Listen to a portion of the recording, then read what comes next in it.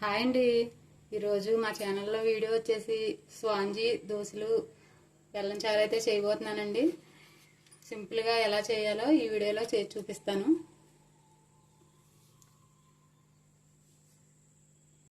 ముందుగా పప్పు బియ్యం నానబెట్టుకుందామండి. మినపగుళ్ళు తీసుకున్నాను, గ్లాసు మినపగుళ్ళు తీసుకున్నాను. 2 గ్లాసులు బియ్యం తీసుకున్నామండి. గ్లాసు మినపగుళ్ళకి 2 గ్లాసులు బియ్యం సరిపోతాయి. ఈ శుభ్రంగా కడిగి ఒక 5-6 గంటలు నానబెట్టుకోవాలండి. అటుకులు 1 కప్పు అటుకులు తీసుకున్నాను. ఇవి కూడా ఒకసారి కడిగేసి నానబెట్టుకుందాం. కొద్దిగా మెంతులు వేసుకుందామండి. మెంతులు వేయడం మర్చిపోయాను. నీళ్ళు పోసుకుని నానబెట్టుకుందామండి ఒక 5 గంటల్లో.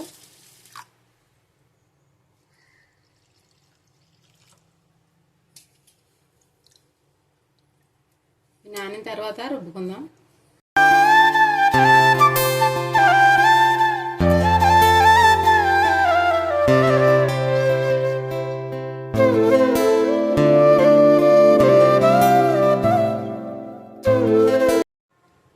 పప్పు బియ్యం నానియండి. 5 గంటలు అయిందండి నానబెట్టుకుని. మళ్ళీ ఒకసారి శుభ్రంగా కడిగేసి మిక్సీ పట్టేసుకుందాం. మిక్సీ పట్టుకుందాం అండి.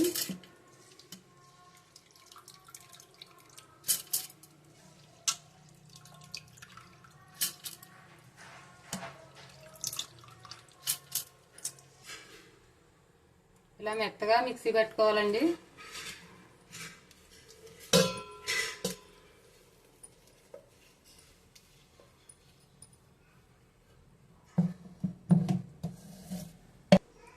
ఉన్న పప్పు కూడా నేను మిక్సీ పెట్టేసుకుందాం.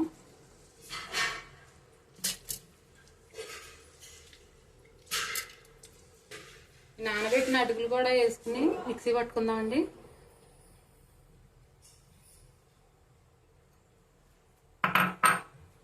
పిండి అంతా కూడా ఇలా మెత్తగా మిక్సీ పట్టుకోవాలండి.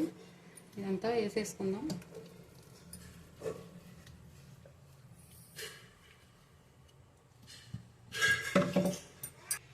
పిండి అంతా కూడా ఒకసారి ఇలా కలిపేసుకుని ఒక 8 గంటలు మనం పక్కన పెట్టేసి ఉంచాలండి. ఒక 8 గంటలు పక్కన పెట్టేసి ఉంచాలండి. పిండి పులవాలండి. పులిస్తే అట్లు బాగా వస్తాయండి.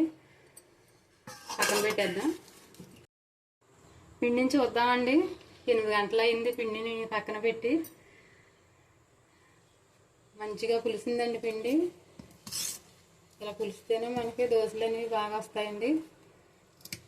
ఇది ఒకసారి ఇలా కలిపేసుకుందాం. రుచికి సరిపడా సాల్ట్ వేసుకుందామండి.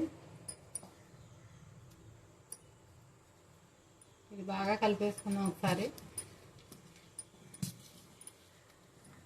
ఇది ఒకసారి ఇలా కలిపేసుకుని పక్కన పెట్టుకుందామండి ఒక 10 నిమిషాలు. ఈ అట్లకి కాంబినేషన్గా బెల్లం చారు చేయబోతున్నానండి.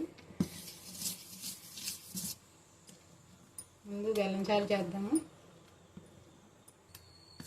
ఈ పిండిని పక్కన పెట్టేసి 10 నిమిషాలు పక్కన పెడదామండి. బెల్లం చారు చేసుకుందాం. బెల్లం వేసుకుందామండి. తగినన్ని నీళ్లు పోసుకుందాం.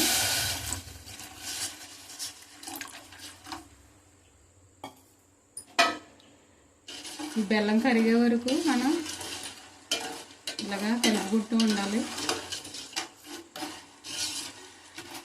మనం ఈ రోజుల్లో దోశలు ఎప్పుడు వేసినా కానీ ఏదో చట్నీ చేస్తామండి.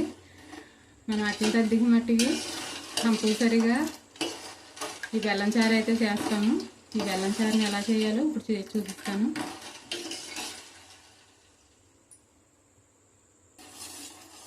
బెల్లం కరిగిందండి. ఇలాగ మరిగితే సరిపోతుంది. పాకం రానవసరం లేదు.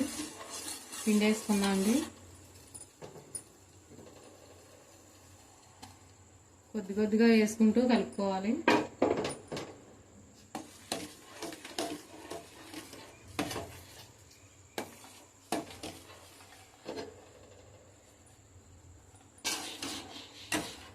ఉండలు కట్టకుండా కలుపుకుంటూ ఉండాలండి. కొద్దిగా యాలకుల పొడి వేసుకుందాం. ఒక 1 స్పూను యాలకుల పొడి వేసుకుందాం అండి. ఒకసారి కలిపేసుకుందాం.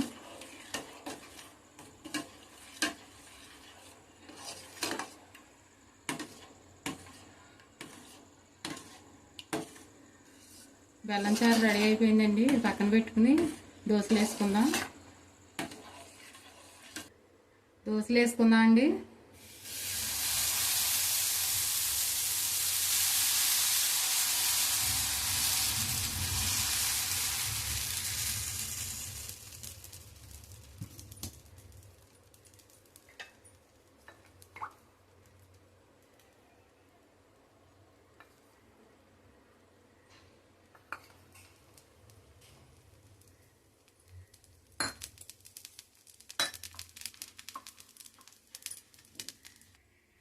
ఇలా హోల్స్ పెడుతున్నాయి కదండి, ఇలా హోల్స్ పెడితే మనకి మెత్తగా వచ్చినట్లండి దోశ.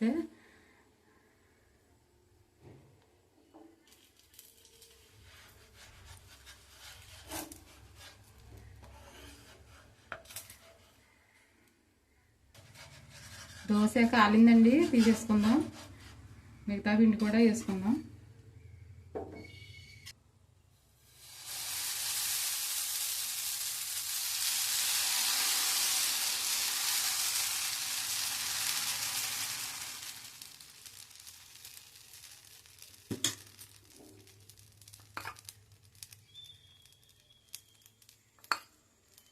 ఇలానే వేసుకోవాలండి దోశలో. నేను రెండు వైపులా కాల్చిన అవసరం లేదు.